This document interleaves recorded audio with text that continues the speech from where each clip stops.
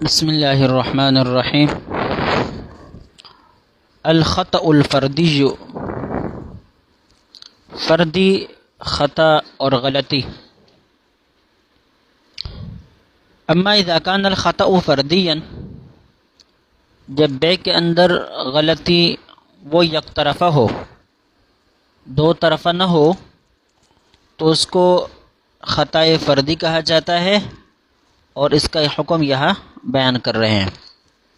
بِأَنْ أَخْطَأَ ظَنُّ أَحَدِهِمَا دُونَ الْآخَرِ، دونوں میں سے کسی ایک کے گمان نے غلطی کائی، دوسرے نے نہیں۔ ایک کو غلطی کا سامنا ہوا، بدگمانی ہوئی، اس کو غلط فہمی ہوئی، بائع کو یا مشتری کو۔ فَلَا نَسْتَطِيعُ أَن نَذْكُرَ فِيهِ حُكْمًا عَامًّا يَشْمِلُ جَمِيعَ جُزْئِيَاتِهِ، ہم اس قدرت پر نہیں ہے کہ اس کے لیے کوئی ایک عام حکم بیان کرے، یشمل جمیع جزیاتہ، جو اس کے تمام جزیات کو شامل، یعنی کوئی ایسا عام حکم بیان نہیں کیا جا سکتا کہ جس میں خطأ فردی کی تمام صورتیں خود بخود اور تمام جزیات اس کے اندر آ سکے، منطبق ہو سکے۔ وإنما يدور حکمہ علی نوع التعامل، اس کا حکم معاملات کی نوعیت اور اقسام کے اوپر اس کا دار و مدار ہے۔ ففی بعض الصور حکم الفقہاء بأنہ لا يؤثر الخطأ الفردی علی صحة العقد، بعض صورتوں کے اندر فقہاء کرام نے یہ فیصلہ کیا ہے کہ خطأ فردی یہ عقد کے صحت کے اوپر اثر انداز نہیں ہوتا، یعنی خطأ فردی کے باوجود بھی عقد صحیح ہوتا ہے، اس کے عقد کے اوپر، اس کی صحت کے اوپر کوئی اثر نہیں پڑتا۔ بل اذا وقع الخطأ من احد العاقدین فی البیع فالبیع صحیح منعقد بالرغم من کون احدهما اخطأ فی معرفت المبیع، بلکہ جب عاقدین میں سے کسی ایک کی طرف سے خطا واقع ہو بیع کے اندر، فالبیع صحیح منعقد، تو بیع صحیح ہوگی، منعقد ہوگی، بالرغم من کون احدہما اخطأ، باوجود اس کے کہ ان دونوں میں سے کسی ایک کو غلطی لاحق ہو گئی ہے، فی معرفت المبیع، مبیع کی معرفت کے اندر، پہچان کے اندر۔ قال حطاب ناقلا عن اشہب، علامہ حطاب رحمہ اللہ امام اشہب سے نقل کرتے ہوئے کہتے ہیں، سئل مالک عمن باع مصلی، امام مالک رحمہ اللہ سے پوچھا گیا کہ ایک شخص نے جائی نماز بیچی، فقال المشتری، مشتری نے کہا، اتدری ما هذا المصلی، آپ جانتی ہیں کہ یہ جائی نماز کس چیز کی بنی ہوئی ہے؟ ہی واللہ خز، خدائی قسم یہ تو ریشم کی بنی ہوئی ہے۔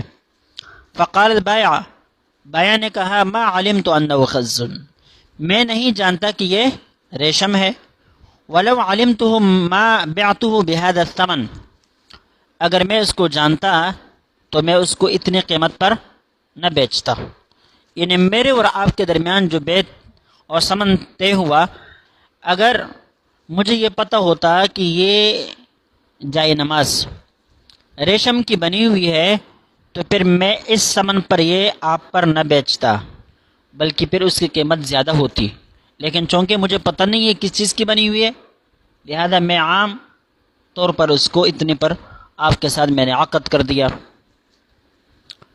قال مالک هو للمشتری، تو امام مالک رحمہ اللہ فرماتے ہیں کہ اس صورت میں یہ جا نماز مشتری ہی کی ہوگی، ولا شیء للبائع، بائع کو کچھ بھی نہیں ملے گا، لو شاء استبرأه قبل بیعہ، اگر وہ چاہے تو بیع سے پہلے اس کو استبراء کروائے، بری کروائے، کہ کسی بھی قسم کی چیز ہو، ریشم کی ہے، کسی بھی چیز کی میری ہے، اب اس کے بعد جو ہے آپ کا اس کے اندر کوئی سروکار نہیں ہوگا۔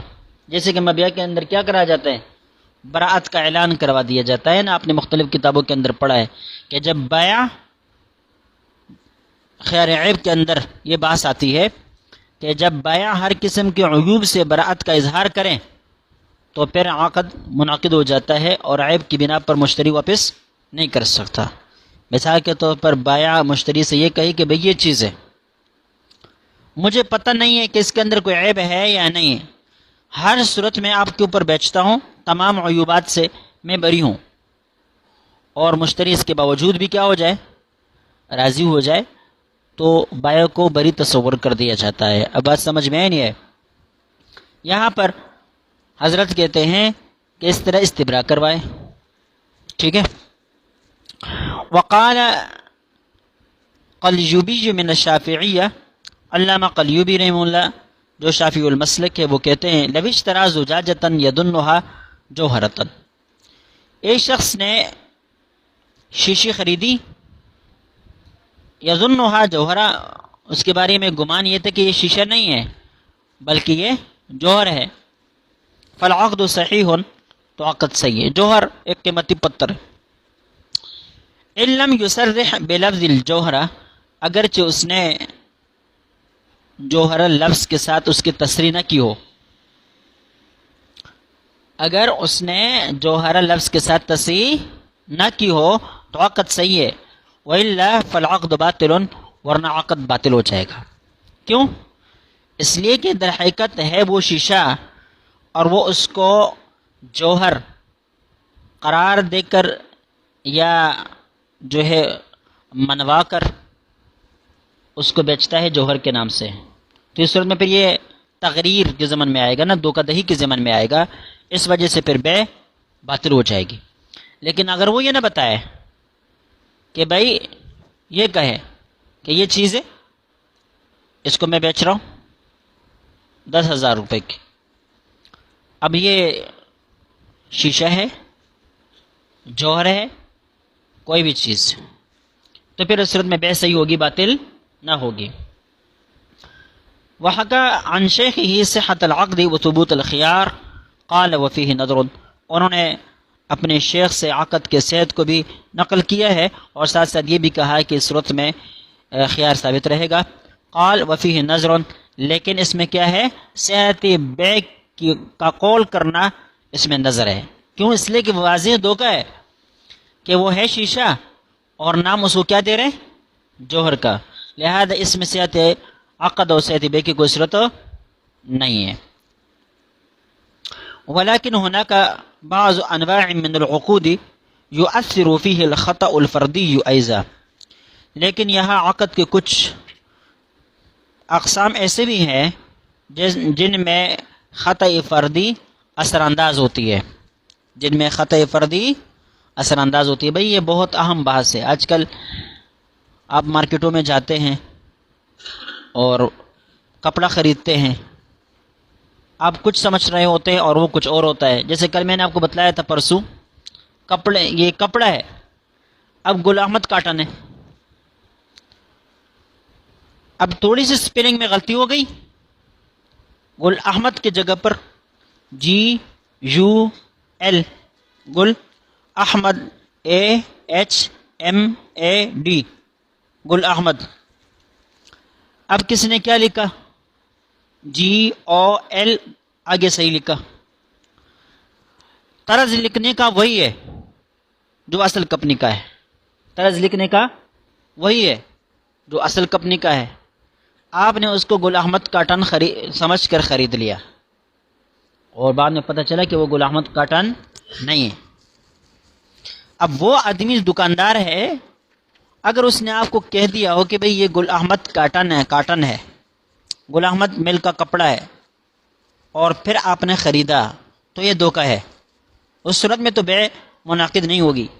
لیکن اس نے یہ نہیں بتایا، بس آپ کو یہ کپڑا دکھایا اور یہ کہا دیکھیں یہ اس کے اندر بند ہے، اس کے ساتھ اس کا جو کیا کہتے اوپر کا پورا پاکٹ وغیرہ ہے، کاٹن ہے، اس کاٹن کے اندر یہ بند ہے، آپ دیکھیں، اس صورت میں اس نے آپ کو یہ نہیں بتایا کہ یہ گل احمد کاٹن ہے یا کیا ہے کیا نہیں، آپ نے دیکھا سب چیزیں اور اس کو پھر خرید لیا، تو اب یہاں یہ گمان کر رہے ہیں آپ کہ یہ گل احمد کاٹن ہے، لیکن حقیقت میں وہ گل احمد کاٹن نہیں ہے۔ اب بات آئی سمجھ میں؟ تو یہ خطأ فردی ہے، یہ خطأ فردی ہے۔ اب بعض دکانوں نے کیا لکھا ہوتا ہے پتہ ہے؟ گل احمد ڈبل اے کے ساتھ. کس کے ساتھ؟ ڈبل اے کے ساتھ. اب آپ یہ سمجھ رہے ہوتے ہیں کہ یہ گل احمد کاٹن، لیکن وہ حقیقت میں نہیں ہوتا. اب آئیے بات سمجھ میں. اسی طرح جوتوں کا یہی معاملہ ہوتا ہے. ایک قسم کے جوتے ہوتے ہیں، ایک قسم کا نام ہوتا ہے. آپ دیکھیں گے صرف سپیلنگ کا فرق ہوتا ہے، سپیلنگ کا. ولیکن هناك بعض انواع من العقود يؤثر فيه الخطأ الفردي ايضا، کہ اس میں خطأ فردی جو ہے وہ اثر انداز ہوتی ہے. ويبطل العقد، عقد کو باطل کر دیتی ہے. بشرط ان يعترف الطرف الاخر بخطئه، شرط یہ ہے کہ جو طرف آخر ہے، جس کو دھوکہ نہیں لگا، جس کو غلطی نہیں لگی، وہ اس شخص کی غلطی کا اعتراف کریں جس کو غلطی لگی ہے. مثال کے طور پر بایاں کہے کہ بھائی مجھ سے غلطی ہو گئی ہے، تو یہ جوتے جو ہیں یہ تو 2000 کے ہیں، لیکن میں نے اس کو عام چائنا جوتے سمجھ کر آپ پر 1000 کے بیچ دیے. اب اصل مالک آ گیا اور نے کہا کہ نہیں بھائی یہ تو 2000 والے وہ ہے، کیا کہتے ہیں، جوتے ہیں.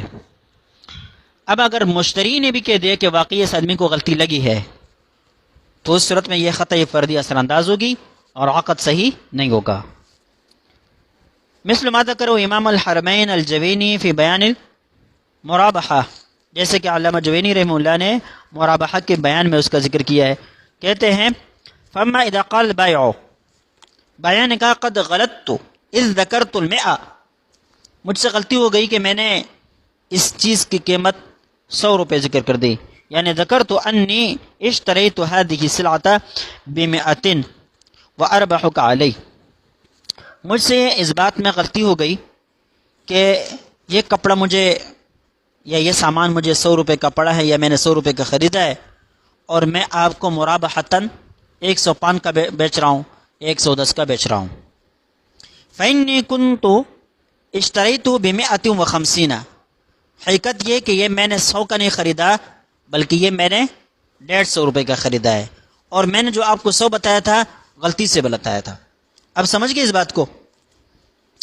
فإن صدقه المشتری فی ذلک، اگر مشتری نے اس کی تصدیق کر دی واقعتاً بھائی آپ صحیح کہہ رہے کہ آپ نے اس کو 150 کا خریدا ہے اور آپ نے جو 100 بتایا تھا غلطی سے بتایا تھا. وثبت الغلط بتوافقہما، اور ان کی غلطی دونوں کے توافق اور اتفاق کے ساتھ ثابت ہو جائے. بائیں نے کہہ دیا اور مشتری نے قبول کر لیا کہ واقعی آپ سے غلطی ہو گئی ہے. سمجھ رہے ہو؟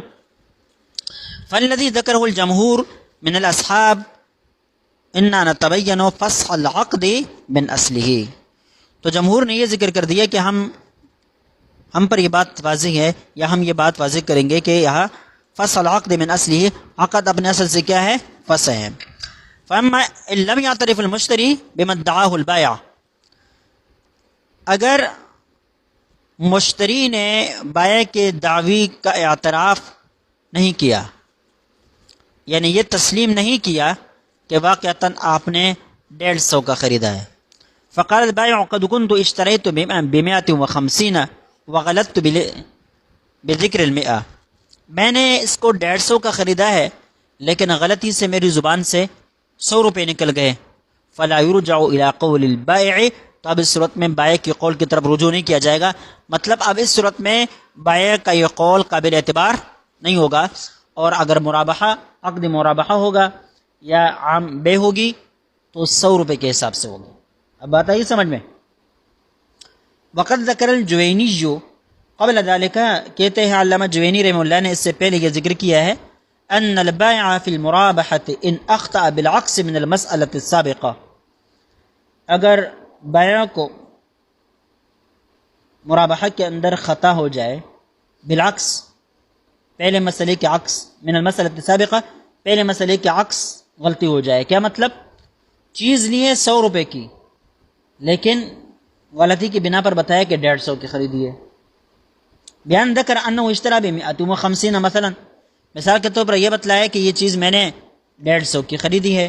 ثم بان انه ذکر ذلك خطا، بعد میں پھر واضح ہو گیا کہ اس نے یہ جو 150 روپے ذکر کر دیے تھے یہ غلطی سے ذکر کر دیے تھے.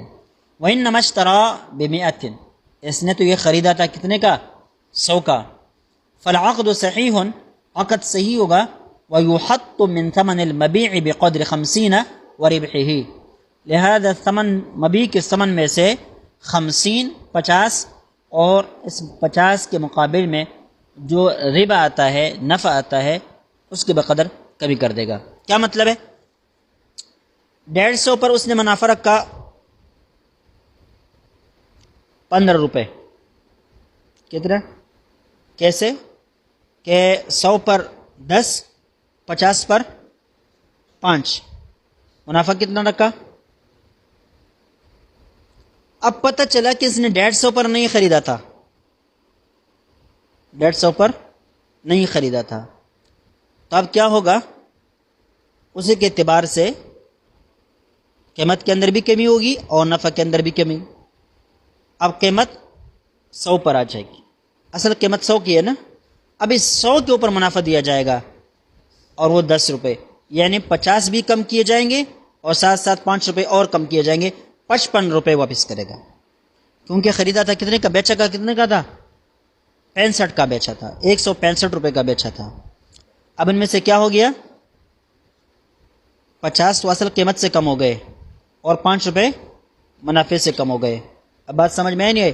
لہذا 55 روپے یہ بائع مشتری کو واپس کرے گا اور مبیع مشتری کا ہوگا. ٹھیک ہے. وَيَتَحَصَّلُ مِنْ هَذِهِ الْجُزْئِيَّاتِ، آپ کی بات آ گئی کہ یہاں کیا ہے بھائی؟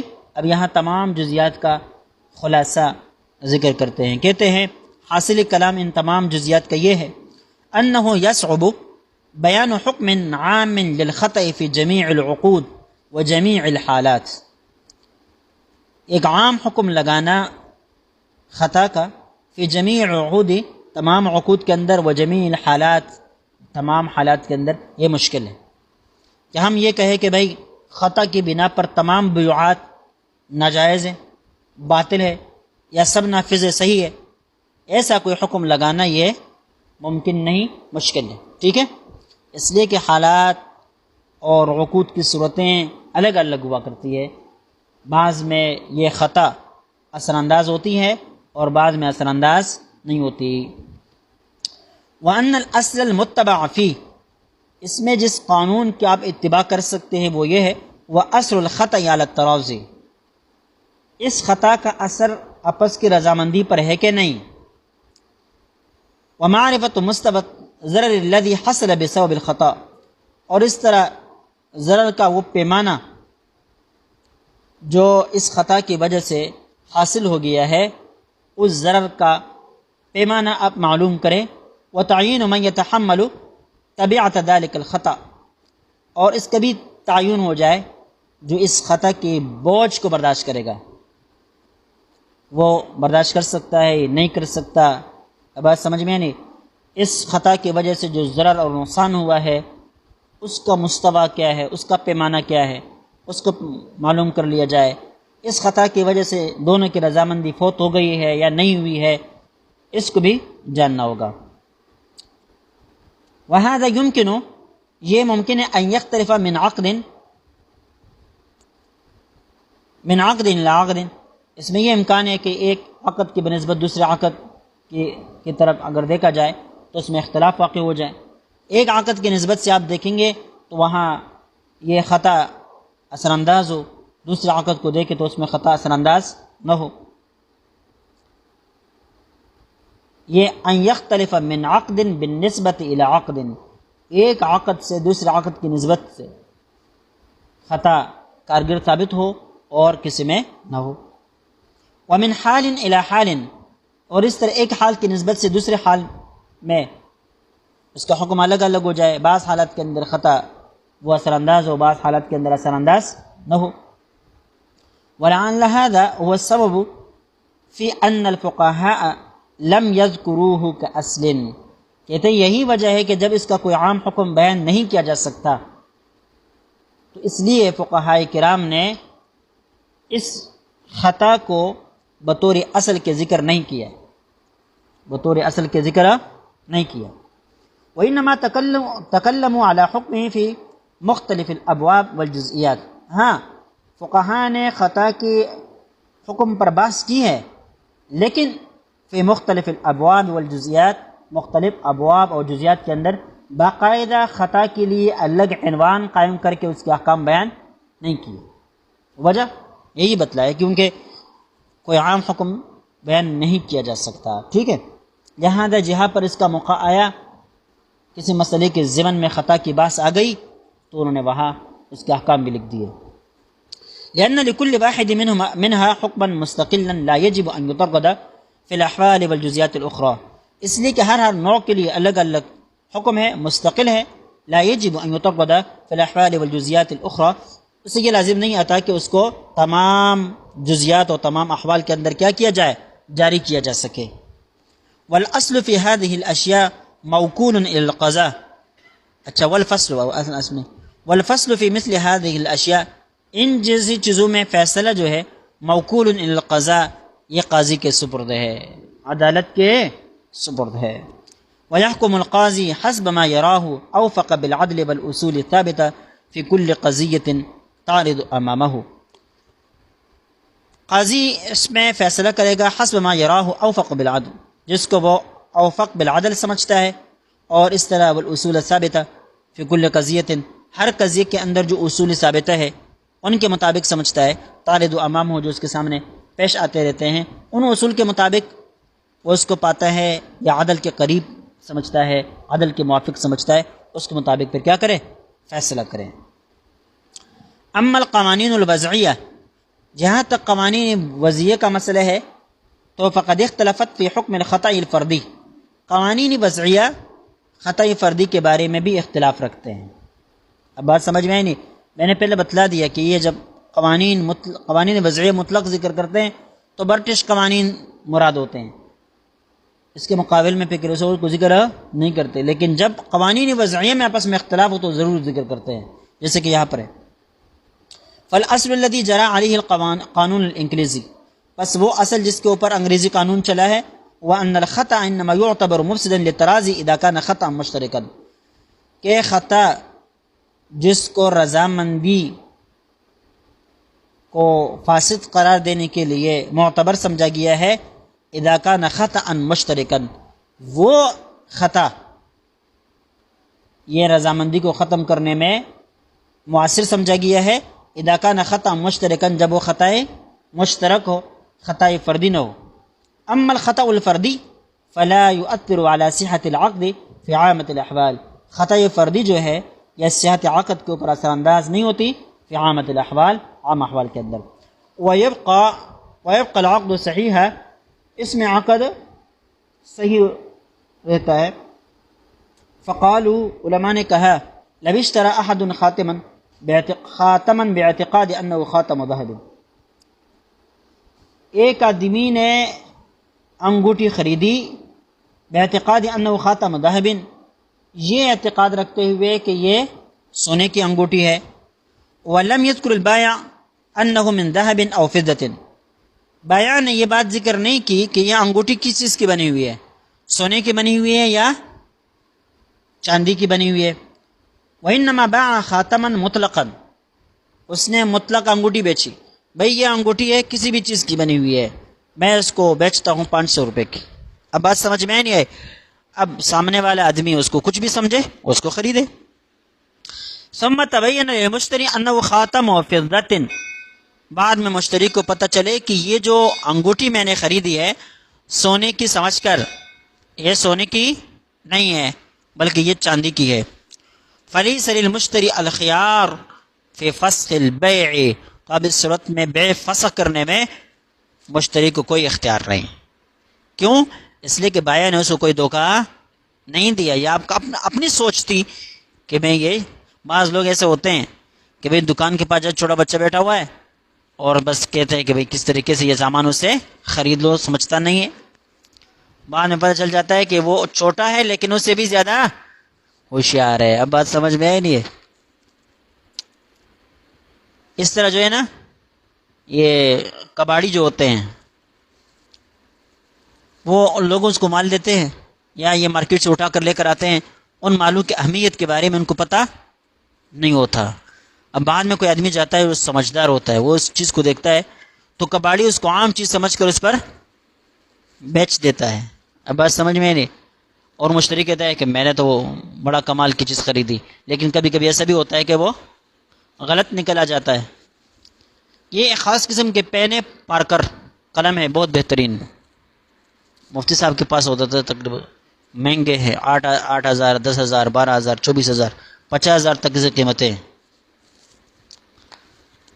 یہ بنارس میں جو مارکیٹ ہے کباڑی مارکیٹ، وہاں جو وہ کیا کہتے ہیں ٹیلے کڑے ہوتے ہیں، ان کے پاس ایک قلم آتے تھے. آج کل نہیں ہے، میں نے بہت تلاش کی ہے، لیکن کیا کسی کے پاس سر نہیں ہے ڈکن، اور کسی کے پاس ڈکن ہے لیکن دوسرے قسم کا ہے، دوسرے رنگ کا ہے. اب وہ لوگ ان کو 2 روپے کے 1 روپے کے بیچتے تھے. ہم وہاں سبق پڑھتے تھے تو ان قلموں کو ہم لیتے تھے. ہمیں پتہ نہیں ہوتا کہ یہ اتنے مہنگے ہیں، ہمیں بھی پتہ نہیں ہوتا کہ یہ اتنے مہنگے ہیں. ان کو بھی پتہ نہیں ہوتا تھا کہ یہ کیا ہے.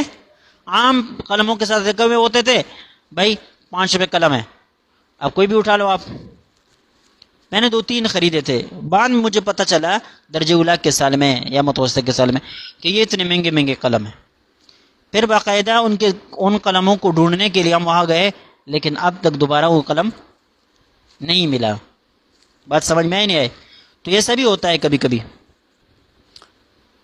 اب وہاں کباڑیوں سے پوچھو کہ بھئی وہ قسم، کہتے ہیں وہ یہاں تھوڑی ملے گا، وہ تو مارکیٹ کی چیز ہے. کیونکہ اب وہ سمجھ گئے ہیں وہاں اگر کباڑ سے بھی ملے نا تو اس کو صاف ستھرا کر کے بڑے دکاندار پر بیچتے ہیں، اور وہ جو ہے نا 1,000 روپے 800 روپے کم از کم 500 سے مہنگا مہنگا بیچتا ہے، بکتا ہے ملتا ہے اس کے اوپر. اما القانون فرنساوی، فرانس کی جو قانون ہے تو فإنه يعتبر خطأ الطرف الواحد مفسدا للعقد. وہ طرف واحد کی خطا کو بھی مفسد بیع قرار دیتا ہے ان كان الطرف الآخر يعلم ان المتعاقد معه في ظن خاطئ ولم ينبهه على ذلك. جبکہ طرف آخر کو اس بات کا پتہ ہو کہ یہ آدمی جو مجھ سے عقد کر رہا ہے یہ کسی غلط فہمی کے اندر مبتلا ہے. ولم ينبهه على ذلك، اور اس بات کو جانتے ہوئے بھی بایا اس کو نہ بتائے. بایا اس کو نہ بتائے. مثال کے طور پر آپ دکان کے اندر بیٹھے ہوئے ہیں، ایک مشتری آیا اور یہ چیز دیکھی مجھ پر بیچو بھائی، اور زیادہ پیسے دینے کے لیے بھی تیار ہے. کیوں؟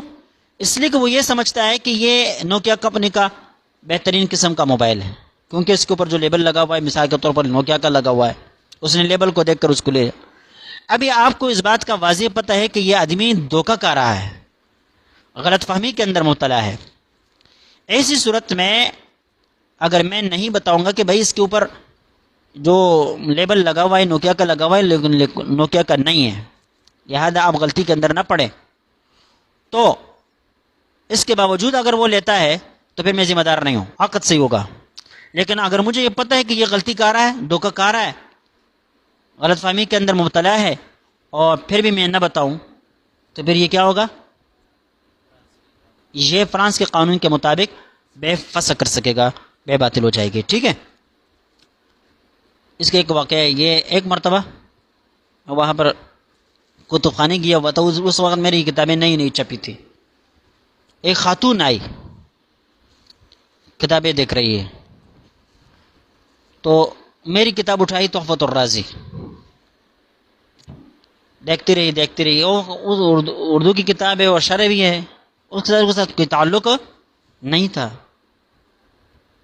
پھر وہ میری راہ انقلاب اٹھائی، پھر جا کے اس کو کہہ رہے اس راجی صاحب کی جتنی بھی کتابیں ہیں دے دے. اب میں وہاں خود کھڑا ہوں، اب بھائی مجھے کیا جانتی ہے، میں ان کو کیا جانتا ہوں، لیکن کہہ رہے اس مولوی صاحب کی جتنی بھی کتابیں ہیں راجی صاحب کی، یہ مجھے دے دے. میں نے دکاندار سے کہا کہ اللہ کے بندے اس کو غلطی لگی ہے، یہ سمجھ رہی ہے کہ یہ امام راضی ہے، ان کو بتا دے کہ بھائی یہ کوئی اور مولوی صاحب ہے. تو اس نے بتا بھی دیا کہ بھئی آپ کسی کتابیں، کہتے ہیں اسی مولوی کی کتابیں خرید رہے ہیں. انہوں نے کہا یہ امام راضی نہیں ہے، دوسرا مولوی. کہتے ہیں دوسرا ہے، اسی کی کتابیں دے دو. تو اس نے ساری کتابیں دے دی. اب کبھی کبھی ایسا بھی ہوتا ہے، لوگوں کو غلطی ہو جاتی ہے، یہ سمجھ رہا. مثال کے طور پر محمد تقی امینی صاحب ہے اور ایک شیخ الاسلام صاحب ہے. ایک اور مولانا محمد تقی ہے جو عرب کے عالم ہے, کئی کتابوں کا مصنف ہے, اپنے آپ کو مجتہد کے طور پر پیش کرتے ہیں, بہت اعلیٰ ہے. ایک آدمی چلا گیا کتاب کے اوپر لکھا, بھائی دیکھا محمد تقی لکھا ہوا ہے, تو غلطی تو اس کو لگی نا, اس کو مفتی شیخ الاسلام سمجھا اور کتاب خریدی.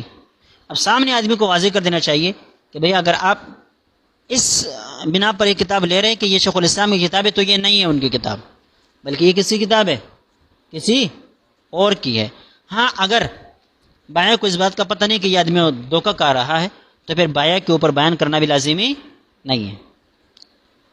چلے کافی صحیح ہے.